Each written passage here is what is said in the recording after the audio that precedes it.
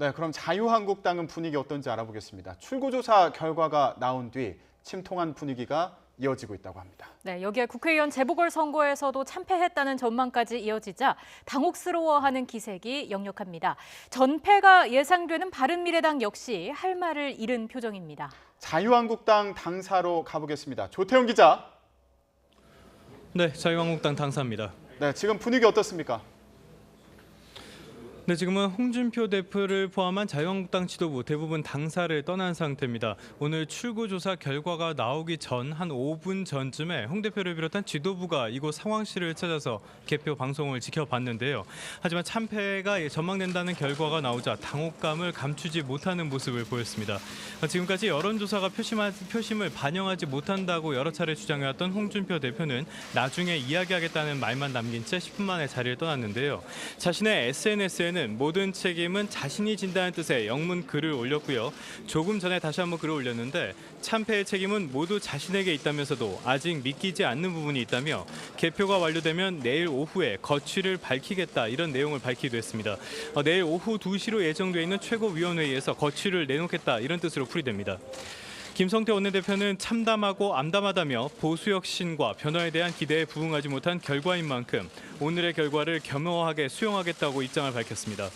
자유한국당은 이번 지방선거에서 광역단체 6곳 이상 승리를 목표로 잡았습니다. 기대와는 훨씬 미치지 못하는 성적표를 받아들일 가능성이 커진 셈인데요.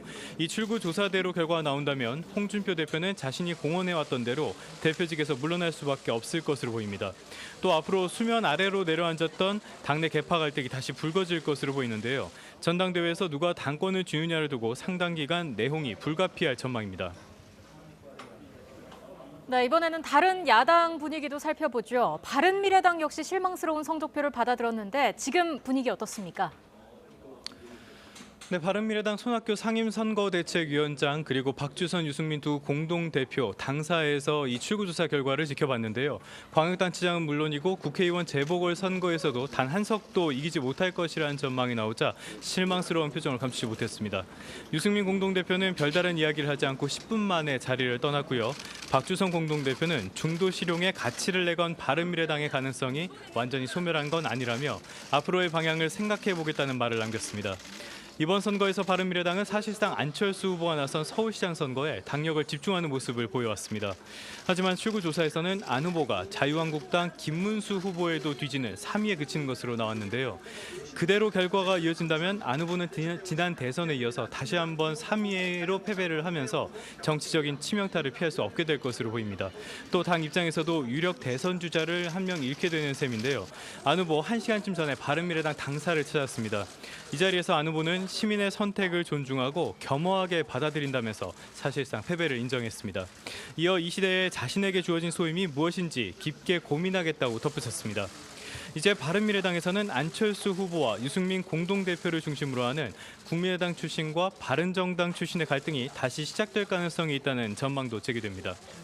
호남이 핵심 지지 기반인 민주평화당은 선거운동 기간 내내 광역단체보단 호남 국회의원 재선거와 기초단체 선거에 집중해왔습니다. 특히 기초단체에서 유의미한 성적을 거둔다면 앞으로의 정계 개편 과정에서 상당한 목소리를 낼 수 있을 것으로 보입니다. 정의당은 일단 수도권을 중심으로 기초단체 그리고 비례대표에서의 선전을 기대하는 모습입니다.